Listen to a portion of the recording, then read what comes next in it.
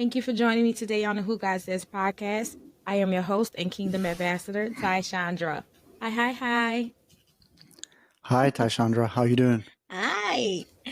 So our special guest today is a project manager and the host of Midlife Masculine podcast, Dhruv Sethi. How are you, Dhruv?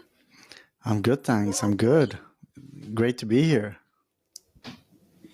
Yes. Oh, I do want to thank you for your patience. I know we were supposed to record last time, but thank you. Because No worries, nice. Are you feeling better? I'm a lot better. I was a mess. I said, "Oh, he was so nice." He didn't say, "Oh, you look a mess." You held it up pretty well, I have to say. Oh, thank you. Oh, because I was like, oh, I tried. My eyes could barely open. I was trying. I tried. Oh my gosh. Okay, so I want to ask you: are you originally from London? No, I'm not. I was born in India. At the age of 6, my family and we moved to Sweden. So I grew up in Sweden, and then I came to London for university, and since then I've pretty much stayed behind. You see, how many Yeah. languages do you speak? I speak 3 fluently, 1 a bit broken. So 4, 3.5, you might say. Which one is broken? It's an Indian language called Punjabi. It's a North Indian language. Punjabi. Okay. Yeah. And what are your fluent? What languages are you fluent in? English, Swedish, and another Indian language called Hindi. Okay. Yeah. Oh, that's nice. I bet that's nice on a resume. Yeah, I think so. I mean, India has so many different languages. I don't even know what the count is, but I think it's in 3 figures or something. There's so many languages there. I would have never known that. Wow. Yeah, it's an ancient civilization. So it's sort of grown at various paces and different locations as well. It's a big country. So over the millennia, it's sort of they've developed their own languages. Wow. So what is like the most common? Is it Hindi? Yeah, I'd say Hindi. Okay. I learned something new today. I love it. What is your spiritual beliefs, if you don't mind us asking you? So I'm a spiritual guy. I'm inclined towards the Hindu or dharmic traditions. So dharmic traditions being the Hindu faith, the Buddhist faith, and the Sikh faith. They're not religions per se. They're more traditions, if you like, or way of thinking, schools of thoughts. But they generally have a lot of common traits. So it's actually wrong to say Hinduism, Buddhism, or Sikhism. So I generally refer to them as Hindu faith, Buddhist faith, and Sikh faiths, because there are no real rules in the dharmic traditions. They're more philosophies and ways of thinking. Okay. So is it like, I don't want to say anything incorrect. No, go for it. Whatever you're thinking, just ask away. Is it like, I don't know the proper way to say it, but is it like the manifestation thing where you speak things and you try to keep a positive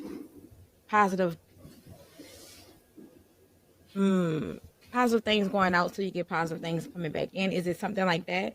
Or how is it? Yeah, there's that as well, that we are creators in many ways, and we can create by thinking, by our actions as well. And actions, as many know, is karma as well. So our actions, our deeds dictate what we get back as well from the universe, from God. And also God, or God or the universe keeps account of your actions as well, which you carry forward into your future lives. Okay, cool. I like talking. But I like learning there's no stuff. but there's no authority in these faiths. Oh, okay. We have plenty of scriptures, books, but there's no book or scripture that's an authority. A priest does not have authority over you as well. So the only authority, if you like, is yourself. So I can choose to deviate from quote unquote mainstream way of doing things. I can develop my own way, and I shouldn't be judged. And I wouldn't be judged because it's my own way. So it's very much traditions of where you're seeking rather than being told something. Okay. So it's more of like self accountability and holding yourself accountable for the things that you do or don't do. Yeah, we're accountable for our actions, our deeds, or karma. So it's very much on us. Okay. And even if we are tricked by somebody, it may not be our karma, but if we're tricked twice or thrice in the same way by the same people, then it sort of becomes a choice. And you've chosen to become tricked. You haven't chosen to not educate and inform yourself. And then that's sort of on us. Oh, is that where the shame on me? What is it? Fool me once, shame on you. Fool me How does it once, shame on you. Fool me twice, shame on me. go? Okay, somewhat close to that. I don't. Not far off. Okay, I want to get into your personal business, like your personal business. I want to get into your dating life. So, you were married before, right? Yeah, correct. So why do you refer to your first marriage as toxic and dangerous? What happened so it could receive that label? Yeah, it was very toxic, dangerous, dangerous from a physical, emotional, mental point of view. Mm. And I always say that in that marriage, either I would have been dead or in jail. And why it was toxic? I mean, there are many reasons to that. From my point of view, is that she lied about a lot of things. Mm-hmm. And I take part of the blame on that because our relationship before we got married was long distance. It was over the phone. And from my side, I should have probably known better, but I was a bit young, a bit naive in some ways. And I thought that that's enough to get to know somebody.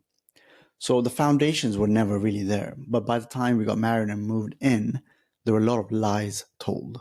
For example, her date of births. She had 3 different date of births, and she was on some heavy medication. And amongst the medication was a lot of hormonal controlling type of medications, very strong stuff, not the kind of stuff that you might see most women take, but this was strong stuff. And I think she was bipolar as well. So some extreme mood swings in a matter of seconds. Wow. And for that, she was taking some medications, amongst them antidepressants as well. So though I didn't have a official certificate or a diagnosis of her being bipolar, I sort of researched it more, and I would say with virtual certainty that she was bipolar. And she never told me these things before we got married. Wow. So were you operating in like some sort of tradition where you guys don't kind of, I know because we all think about the stereotypes, okay? And if in India, is it like you guys had to be long distance until you got married, or how did you guys operate? How did you operate? Not we're not going to do it about the whole society, but you specifically. Was that relationship because of the traditions, or was it just the way things happen? No, it's just the way things happen. I don't think we were confined by traditions as such. Our parents were pretty cool with a lot of things. Okay. So yeah, I don't think it was confined by those things. Oh, okay. Now, if you had to choose, um would you say out you wouldn't do a long distance relationship and you would like to be more I would say like close knit with the person than just Absolutely. okay. Absolutely. And I would advise that to all your listeners as well. Like if it does happen to become a long distance, for some time, try to meet regularly. Regularity and consistency is very important Yeah. until you make some sort of a decision to move closer to each other. But do not rely on long distance relationship on its own. You sort of paint the picture that you want to paint in a long distance relationship. Mm. And that's Yeah. what I did. That was my mistake. And I think back then, as a man, I should have probably taken charge and I should have said, I'm not feeling this relationship. I feel that a lot of things which I don't know, and I should have stopped the marriage or wedding early on, or even talks about the wedding. She Yeah. obviously, being a woman, she pushed for it, and I totally understand that. But as a man, I take that on me that I didn't put a stop to it. Okay. What are your what are if you can recall, like what was your mindset, like what were you feeling when this person was talking about marriage and there were little things that you saw but you didn't actually put a stop to it? What was going through your head? Like, is it okay, I do want to be married, maybe this is the person I should be with? Like, what were some of the things that went through your head as a man? This is a great perspective. Yeah. So we all see red flags, men and women. I saw the red flags as well. And I'm sure if you ask her, she'll say that she saw some red flags as well. But since I'm being interviewed and not her, so I'll talk about the red flags I saw. Mm-hmm. And I saw bursts of anger, but she hid it quite well. I could see it in her eyes. But when she was getting angry, she may have switched off the FaceTime temporarily or just looked away. But I could see it in her eyes. I could see the reactions. And she didn't have sympathy for some things that I was going through. Maybe a late day at work, or I'm stressed for time, work, and then I have to meet friends or have some commitments. I didn't see that sympathy from her. Yeah. And in a feminine woman, you want to see that sympathy, empathy. I mean, for us men, it's so important. It melts us. But I saw that intermittently, but not in a consistent way. So these were Yeah. some of the red flags. And my subconscious was telling me something, but I chose to disregard it. And it turned out to be a huge mistake on my part. And I'm sure many of your listeners have experienced that as well. In the early stages, or when you meet somebody, especially the first 3 months, there's a lot of dopamine and oxytocin, all of that. There's a high. And so you sort of disregard all those amber flags, red flags, but you have to trust your instinct. Your soul is talking to you. Yep. You're so right about that. Oof. You have to trust your instinct, trust your gut. I'm not a, I don't kind of let red flags slide. I don't do it. I'm a, I'm a person, I like to nip it in the bud. Now I don't fuss and I don't consider myself a nag, but I will bring it up and just watch the reaction and watch how you proceed from there. So if you don't put forward an effort to like correct it, then I'm like, oh no. But if I see you trying to correct whatever it is that I brought up, then it's like, okay, well, then we can probably continue on because you're making an effort. But usually when I see red flags, I'm just like, no.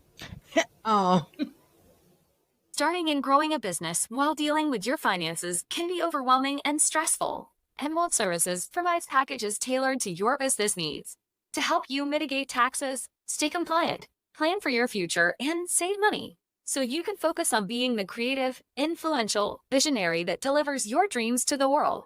Because what you focus on is what will multiply. Schedule your discovery call today to find out ways Emerald Services can benefit your life plan and your business plan. Visit emeraldserve.com or call 504-603-6059. Yeah. it may be because I'm just in that no nonsense age now. I'm almost 40. I'm like, let's go. I don't have time for this. No, I agree with you to a large extent. So if you see those red flags, you want to raise it as early as possible in a nice, loving, non-judgmental way. Yeah. But what's happening in London, in big cities in London, and I would imagine other big cities like in the US as well, like New York, probably LA as well, is that people are not very forgiving.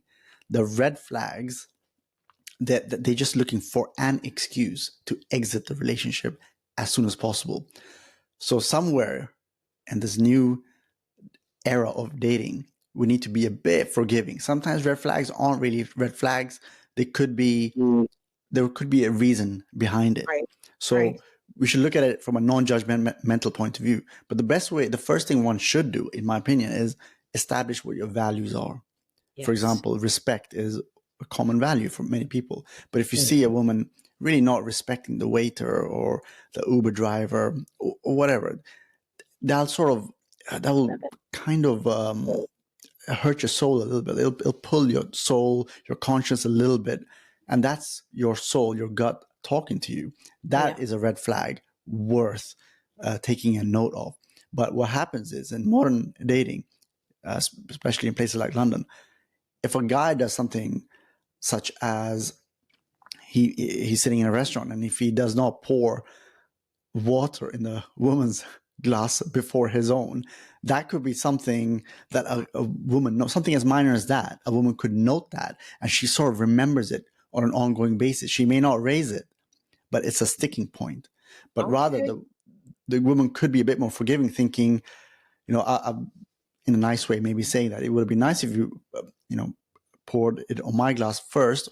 Or she could show him by pouring it on into his glass first, and sort of you learn off each other like that. I mean, those kinds of things you can learn these things pretty easily. But in modern big city dating, people are very unforgiving. Yeah, they are. I like those two examples, especially with the person being disrespectful to like a waiter or Uber driver. Because most people, they'll say, "Oh, I don't want to deal with disrespect." But if that person is not directly disrespecting them, then they will brush it off like, "Oh well, it wasn't me that they were disrespecting." But again, yeah, that is a red flag because it just shows you their character. It shows you Yeah, that person. You have to pay attention to those type of things. Just because they didn't disrespect you directly, this is how they treat people. This is their character. So yeah, those are some things you really have to pay attention to. Yeah. absolutely. And in my case, like I wouldn't say I have a very heavy voice. It's a very soft voice. I don't like raising my voice. I generally don't interrupt people. I'll listen to people before I give my 2 cents. But if the person I'm on a date with, if she keeps interrupting me and not letting me finish my point, I'm not going to raise my voice that easily. So that's sort of makes it a bit difficult for me. That's not necessarily a red flag. You could say it's an amber flag, and that's when I would apply your suggestion, is to like just say like, okay, look, let me finish. And if she changes and she adapts to how you're speaking and she listens in a certain way, that's a great thing. You sort of Yeah. overcome a barrier. Yeah. Yeah. Did you have like any long-term relationships after you were divorced? Long term being more than a year. Yeah, about a year, more than a year. I had for about a year, but it was quite a while after the divorce. But up until that point, I didn't want a relationship Yeah. with a woman. I wanted to meet women just for my short-term pleasures, which was, I think, wrong at that time, but perhaps something I did need. So I just saw women as something that would give me my short-term pleasure without any attachment. So it took quite a while for me to get over that, and then opening my heart to women. And how long were you married for? On paper, I mean, okay, so I'd say 5, 6 months Okay.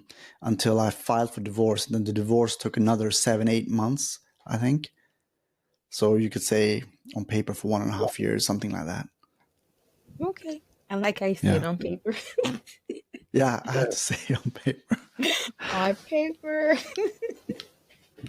I like that. Oh my gosh. So so it took about a year or so, a little bit over a year for you to get divorced. And then after divorce, you obviously were hurting and you didn't really want to be in a relationship. And so it took you a while to get to the relationship. But what happened in the meantime before you were like, okay, I think I'm ready to get in a relationship? What? what did your mindset go to, or what did you focus on? What happened, relationship wise? Just by and large, physical pleasure. It was that was that was my main objective. I did not want to settle down. I did not want to get married. I stopped trusting women.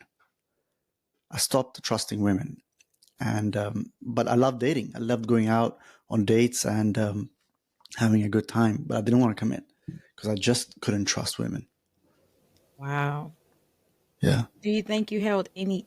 So it was just trust. It wasn't like any anger or anything like that. It was just the trust is gone. I can have fun temporarily, but there's nothing else. Do you think that you hurt people or kind of misled any people during that time? Not deliberately, but I do think I may have misled people. And to that, of course, if they're listing those women, I'm sorry. In some cases, I have apologized to them directly. In other cases, haven't been able to. But I probably unintentionally misled them at some that's on a few occasions, I would say. Yeah. So. But to answer your original question, underneath that lack of trust, deep inside, there was a bit of anger simmering, and that anger sort of manifested itself into lack of trust. Yeah. Yeah. Yeah. I'm so glad you admitted that. I was going to see how you kind of, answer that question. A lot of times people don't understand that their anger is anger, and like you said, it manifested in distrust, or you had a problem with trust, but they don't know that the root is you were actually angry. You was angry at her, you were angry at yourself, you were angry at the whole situation, and now I just don't trust women. But that root was your anger, and I'm glad that you noticed that you were able to, and you admitted that. Yeah, I'm happy. I passed the test. Yeah. Kudos to you. That's right. You was a growing man. You're growing. So But I want to ask you. Go ahead. Go ahead. I will say this as well, that women in the modern dating era have sort of become like men as well. Like they sort of want that short term relationship and they want to move on fast. They get bored easily. Yeah. Like there's a lot of that amongst women as well, unfortunately. Yeah. I will agree. I will have to agree. Um, I know a lot of times people say now the dating pool has pee in it. I think it does. Um, it's a.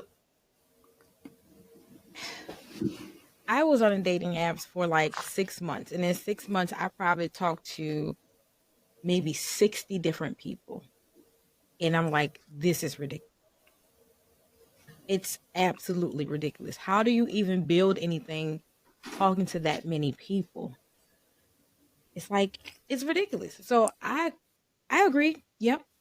I mean, but sometimes, well, I'm going to speak for myself because I can't speak for everybody. But on my end, um, at first, the my mindset was okay. So I work from home. I'm mostly home. If I am going to be in a position to receive the husband that God has for me, then I have to be somewhere where He can see me. So I'm like, okay, let me go on a date naps, and then I would just be like, nope, he said this, nope, nope, he. It was just a whole bunch of stuff, and it's like I am not taking any of these men serious at all. Yeah. So how can I actually be in position if I'm really not even taking them serious? So I just had to stop, decompress, and just start to talk to like two guys, see where that goes, give it a couple of weeks. If it don't work out, hey, then you can talk to someone else. But it was just a lot. It was like I had to get through them. I had to see what they had to offer. I had to see, you know, and you can't really see what a person is if you're talking to that many people at one time. And then everybody wants you to, wants to have your attention. I can't do it. I work from home. I have kids. I can't do it. So I was fooling myself at first. I really was. But I think a lot of people do that too. Yeah, I think you women have a different problem to us men. We men get fewer matches, but you women get loads, not matches. I said, yeah, well, we men do get fewer matches, but for you women, you get a whole lot of requests and you're very selective. But I think what happens with women is with all those requests, it becomes a math problem. And then they add the element of time to it as well. I have to get through X number of people within this time.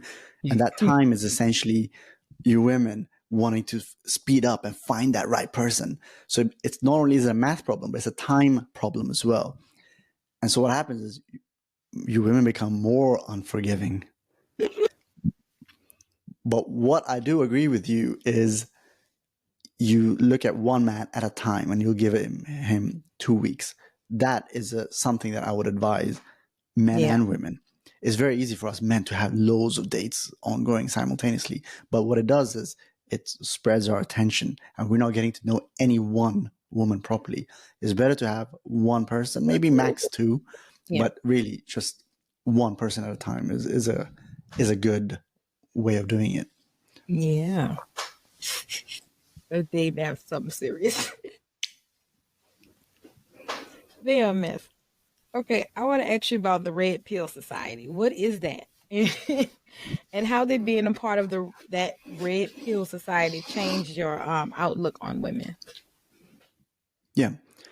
So the Red Pill Society it's not like an official society as such, but it's more descriptive. And it describes men who've sort of quote unquote woken up and they're seeing that society is very feminized and all the institutions, whether it's police, whether it's the legal system, whether it's the corporate system, all of that is just favoring women slowly and steadily over time and neglecting men over time as well.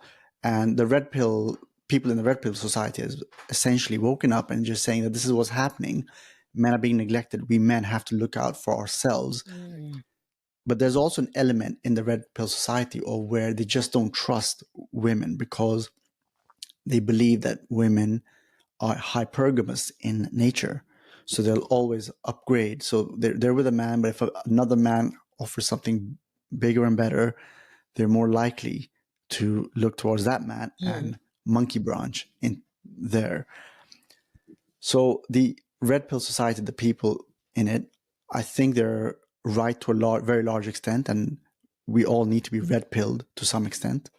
That society is becoming feminized and is neglecting the wants and needs of men, not appreciating men. But at the same time, I would say that we need to appreciate women as well for the feminine energy that they carry and its importance in society. Yeah.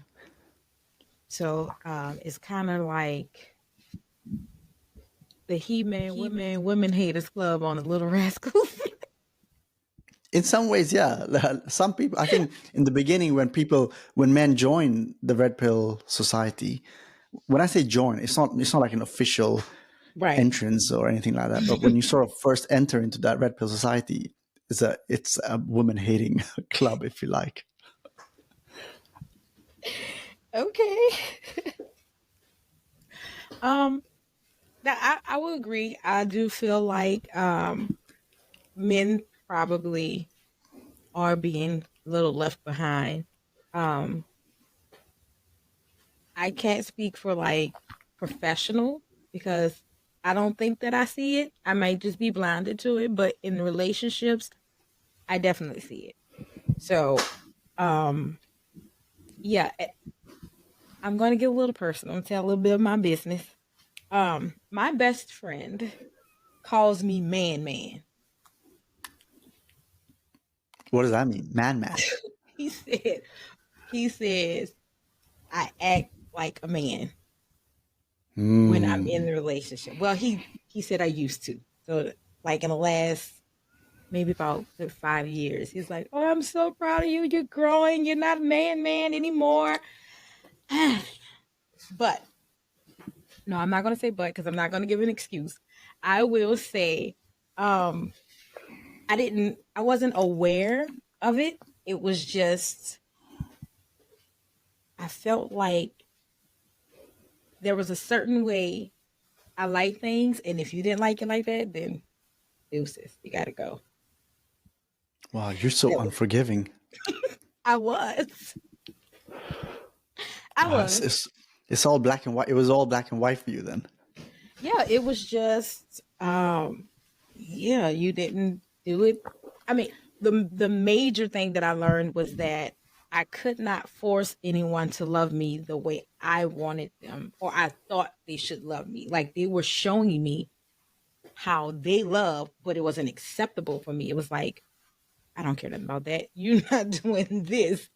So that was one major thing that kind of, I guess, would bring out the man. Because it's like, if you don't do it this way, then why are you here? So, yeah. That is a bit, when a person is, when it's black or white, that's a masculine trait.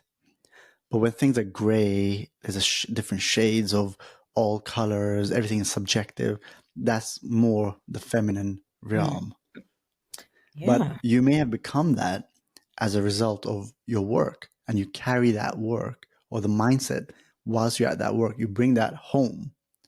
And so that makes you sort of tap into those masculine traits a bit. I don't think it had to do with work. I think it more had to do with, well, I was raised by my dad. And so I would see my dad was a black and white person. So it was like, don't ask him questions. Even with like with his kids, okay, it's time to do chores. They should be done. Don't ask any questions. You know what you have to do it. It was always like that. And I think that was the major thing that kind of put that seed in. I was raised by my dad, who was a single father. And I'm the oldest in the house. So I was getting all of that. And then I turned around and I did the same thing in my house. And so, but I thought that that was what I was supposed to do because that's what I've always done. That's what I've always seen. And then when it came to being in a relationship, if that guy did not have, um, I would say like the same factors of my father, then no, you got to go. Like you gotta go. So it was something that I really had to dig deep and try to understand. Everybody is not like me. People don't love the way I love, and there's nothing wrong with it. I thought something was wrong with it. Like it's like, no, you don't work for me. It's that's it. But I had to learn it. I had to learn patience was a big thing. Patience was a big thing. Now I don't argue, fuss, and scream. I am one of those calm ghosting people. I am that. That's what I used to be. I would be like, okay, and then you don't hear from me. So I was now. I will not have an argument and scream with a man. I might fuss with my kids, but I don't scream with a man. I'm just like, okay, I said what I said, and that's that. Very I can definitely see if you were raised by a single father, then I could see why I would have inherited some of those traits. yeah, yeah. It was it was heavy. It was a lot. It was like um my best friend said I didn't allow the man to do the things that he wanted to do because I was so focused on what I thought he was supposed to do. So if I remember the first guy I dated that actually opened the door, and I was like, "What are you doing? I can open the door myself." And my friend was like, "No, no, no." He wanted to open the door. He knows you're not handicapped. You can open the door yourself. He wanted to open the door. And it took me a while. And I was just like, this is so aggravating. I got to sit here and wait for him to come around the car and open the door and I can just get out. We could be at the door of a restaurant by now. Like, this doesn't make sense. That's a very boyish way of looking at things. I know I've grown. I've grown. I've learned how to just sit and allow a man to do the things that he want to do, and not tell him what he's supposed to do. I've learned how to not do that. Um, Mm. and I've also learned how to watch how people love me, because I can't stipulate how they want to love, because you know people love in different ways, and I just have to accept that if I'm willing to accept it. But yeah, I had to learn it. I had to learn to actually sit and receive the other person's character and not try to push my character on them all the time. I said, this is what it's going to be. This is what I want. This is how it is. And just leave it there. Yep. A lot of growing here. We men are very simple creatures, actually. We're very uncomplicated. Hi everyone! Join the Kingdom Fanatics community. Get exclusive content, green room access with our guests, and more. Visit our website at whogodsays.com. Like and follow us on Instagram, Facebook, TikTok, and make sure to subscribe to our YouTube channel. We greatly appreciate your love and support. To find all information on joining our community, being a guest on the show, donating on our PayPal donation page, and more, visit us at whogodsays.com. Now back to the show. Most of you. Some of y'all guys, some of y'all just be like, what is going on here? What is the problem? Oh my gosh. Okay, so um how did you do a mindset shift from the red pill society and kind of relax yourself into, okay, I'm not gonna be so strong willed with women can't be trust can't be trusted, and now I'm ready to get into a relationship. So after my divorce, as I mentioned, I was dating for short term, Mhm. all these random women, just one date after another, and lasting for a few weeks, maybe a month or here and there, up until the point where I met a girl who I really fancied. I really liked her. I mean, at least whatever I saw in the initial phases, I really, really fancied her. And we were dating for a few months until she ended it with me, just like that. Mm, Well, I shouldn't say just like that. I know now, today, looking back, why she did it. But okay. I fancied her. And when she broke up with me, that's when I realized, hang on, there's something wrong with me. It's not these women. I can't be pointing fingers at other people. There's something wrong with me. I finally found a girl who I really liked, and she broke up with me. What's wrong with me? And that was really the beginning. The heartbreak was the beginning of me turning the attention inwards and seeing where I had gone wrong. Was I the man I wanted to be? Was I heading in the direction I wanted to head in?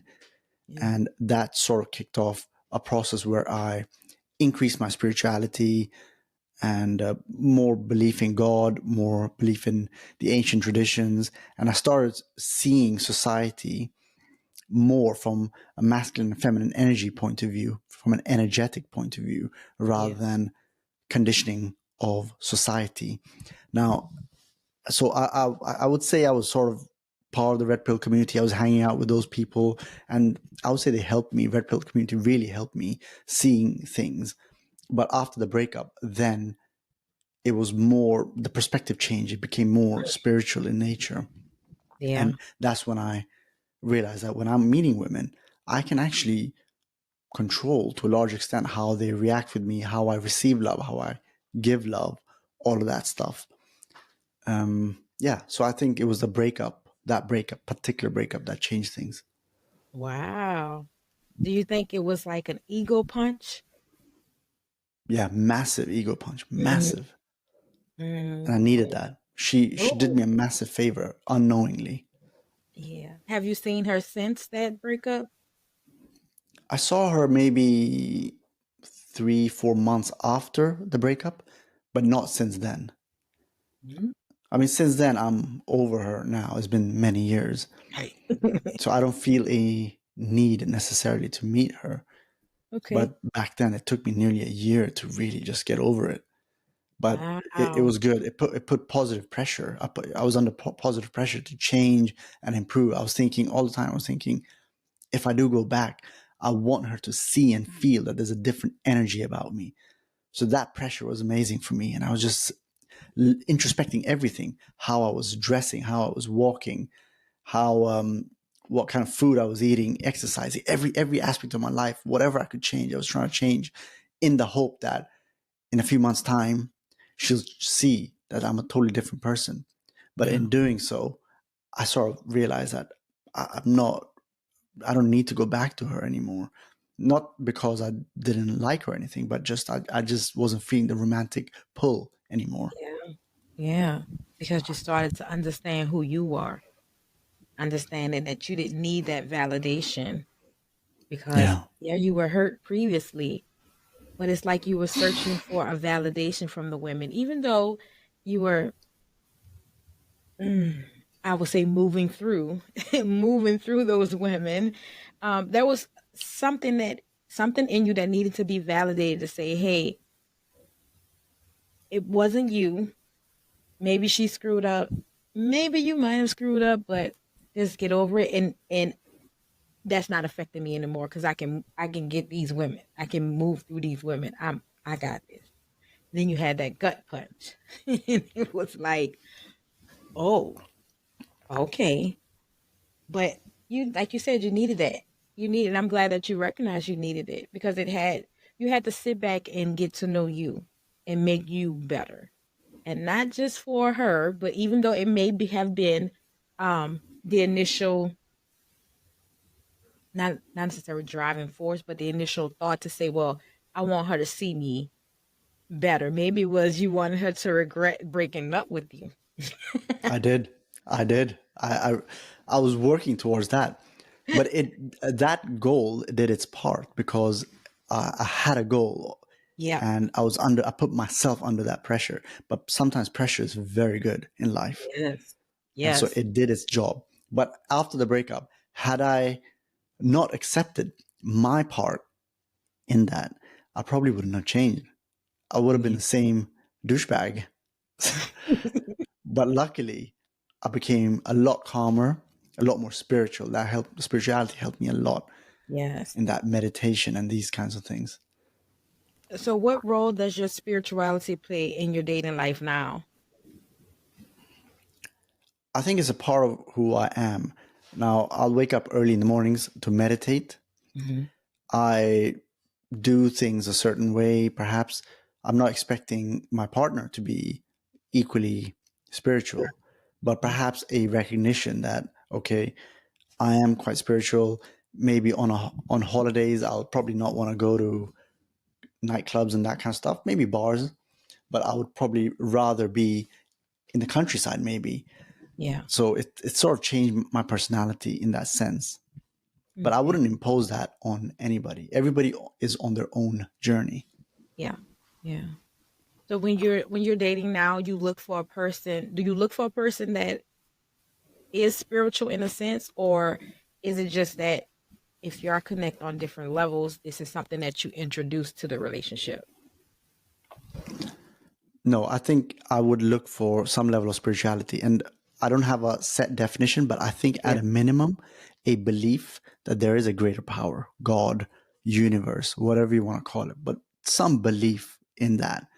And for me as well, some belief that we're carrying karma throughout lives.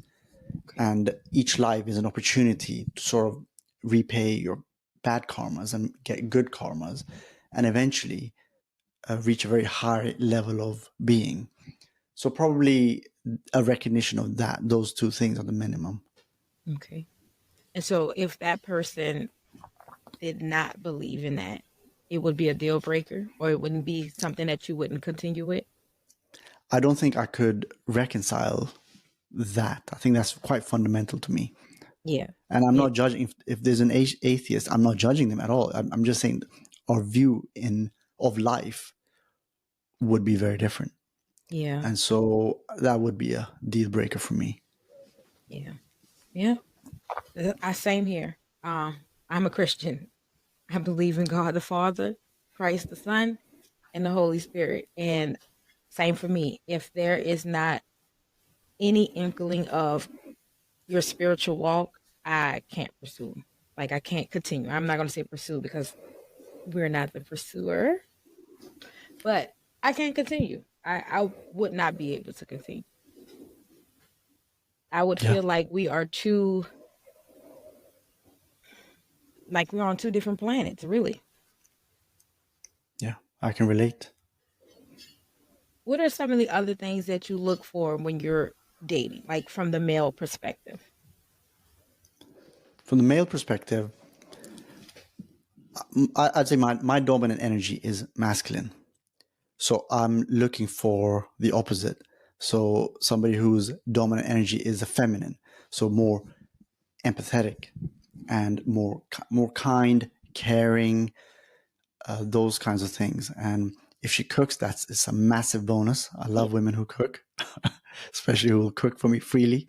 So those are more, perhaps the more superficial things, but the feminine energy, like kind, caring, sympathetic, nurturing, Mm-hmm. those kinds of qualities. That's what I look for. Somebody who takes care of herself. And she takes care of herself in terms of looks, spirituality, all of that stuff. Not for me, but for herself. And Yeah. I will enjoy that as a byproduct. She doesn't have to do it for me. But of course, we men, we do like pretty women. That is, we're very visual. Yeah. So if she takes care of herself for herself, not for me, I will happily enjoy that as a byproduct. Yeah. So, what do you think about if a woman wants a man who's actually kind and considerate? Do you think that that would be too feminine, or do you think that there is men who are very masculine but also are kind and considerate? No, definitely, men can be kind, considerate as well. But when we talk about men in the masculine way of seeing things, they're kind, considerate to, and they're less so in the sense that, so let's say there's running a business. There's an element of where they have to be ruthless. They have to be able to tap into that dark side, that ruthlessness, Mm-hmm. even if that means dialing down on the kindness. So the man has to be able to enter his dark side at a whim and then get out again. But of course, men should be kind, caring as well. But that is not necessarily their priority. Yeah. Okay. Hmm. I can see that. Well, I'm starting to see that. That is not the priority. It can be there, but it's not the priority. So, I would say it should be there by default, but there's a lower threshold to that.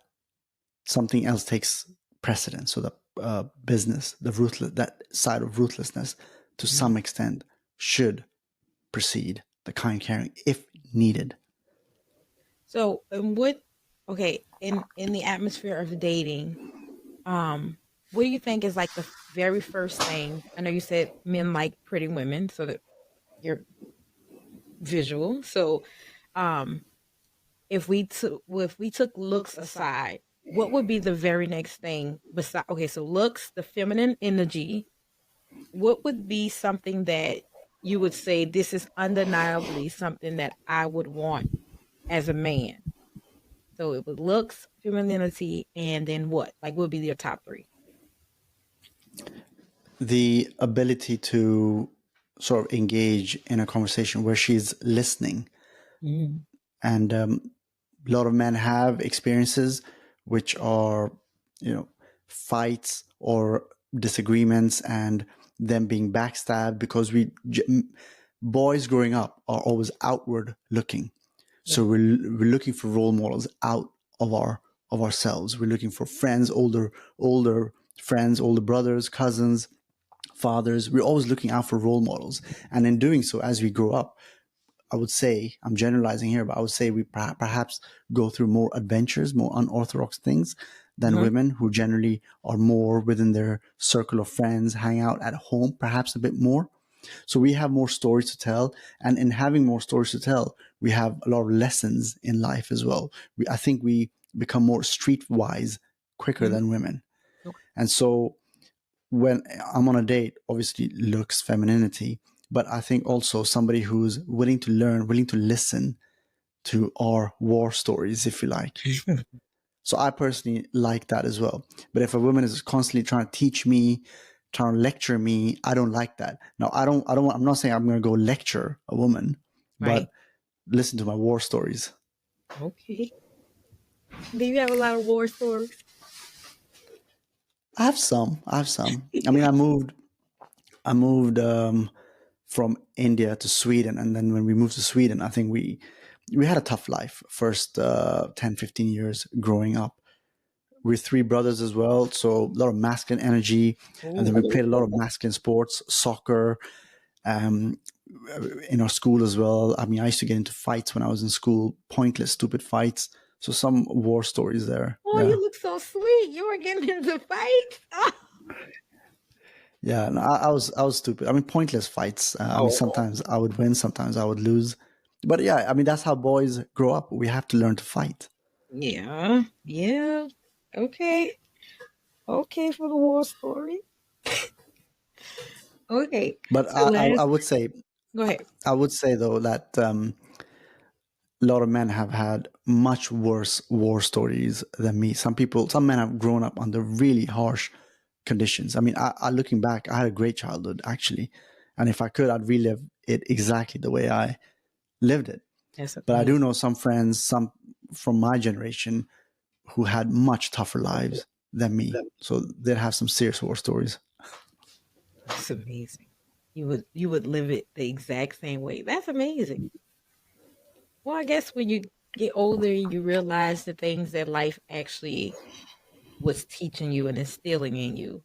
You would say, "Yeah, I needed that to be the person that I am now." I like that. 100%. I like And I it. also believe that before our souls assume our bodies, we decide which families we want to be born into. And we make that decision based on the lessons we want to learn. So Hmm. when we're born into our families and our relationship with our mother or father or brothers is not how it should be, it's not harmonious, it's because there's a lesson for our souls to learn. Ooh. So with my brothers, for example, we love each other to death, but sometimes we lose patience with each other. There's a lot of masculine energy there. Mhm. So my lesson is that I need to be more patient with my brothers. So my soul's lesson is to become more patient, listen a lot more, be more empathetic in that sense. Oh wow, I like that view. I like that. Ooh. Hmm. That'll make me go back and think about some of the things I dealt with my siblings and Yeah, those are your lessons that you have to learn. mm. Okay. I'm happy. But I do want to ask you, what do you believe is your purpose in life? I think my purpose in life is my family. We have, thinking back in the generations, we've moved a lot. So my grandparents, they were sort of kicked out of their land, of their country. So they became refugees at one point. And then they moved to eastern part of India, Calcutta. And Mhm. that's where my parents were born. Now they had a I'd say good life. And then eventually they became economic migrants to Sweden. Mhm. So they moved to Sweden. And then I moved from Sweden to the UK. So in our family lineage, it seems like we're sort of destined to always be moving around generation to generation. I Yeah. do think my duty is to stop that Oh. moving around. We need to find a place to just settle down and anchor ourselves. I do believe that. Beyond my family, my purpose, my duty, I do think is to help people in particularly in terms of, I don't know, I get the feeling that it's to help people get out of poverty or become perhaps better with their money, Mhm. something to that effect. That's what I feel it is. Yeah. Yeah. Yeah. I like that. A lot of people need to learn how to be good stewards. stewardship of their money. Not just money, Yeah.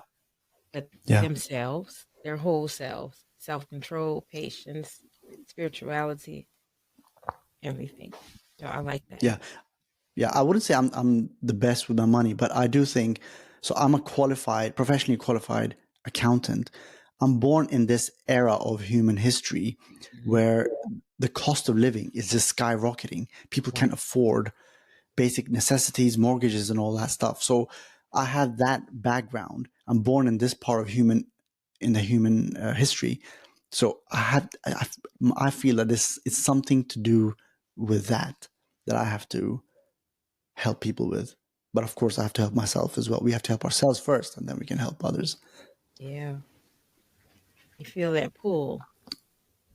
Yeah. Yeah. Huh? I know that pull.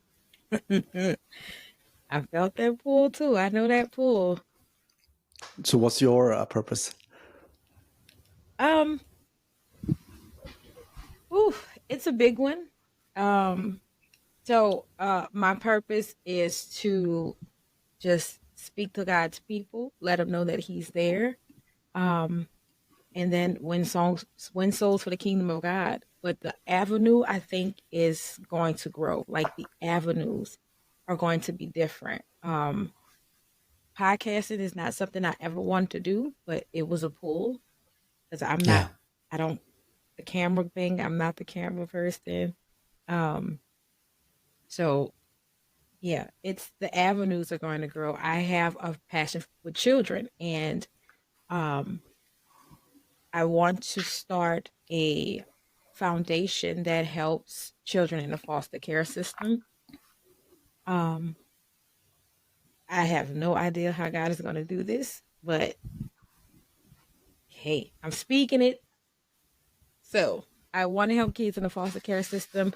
Firstly, those who are transitioning out of the system, just for like housing and different resources, helping them with jobs and going to college if that's what they want, just different things that they may not have access to. And then for those who are in the system, I had a dream of a school. I want to open a boarding school, sort of like a boarding school for kids in the foster care system. So, Wow. yeah. That's a very noble goal. The how is not your problem, Ty-Shaun-Dra. That's God's problem. Exactly. Yes. I know that now. I'm not worried and I'm not obsessing over it because I used to obsess. I used to be like, well, how am I supposed to do this? How is this supposed to happen? But yeah, now I know that it's not for me to make it happen. It's just for me to believe it. Yeah. Wise words, Ty-Shaun-Dra. Thank you. Well, I want to thank you for coming in today.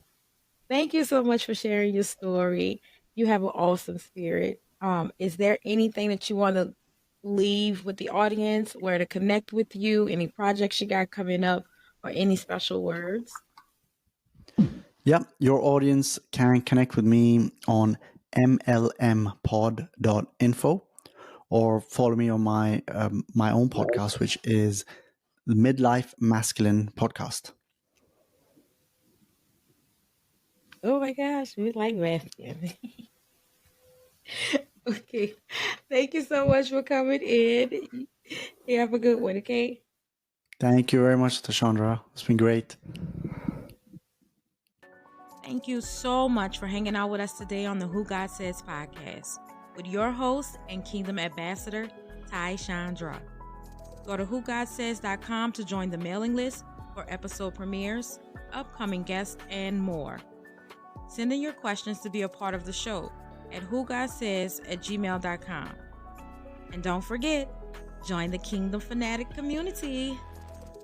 Until next time, be blessed and also be a blessing.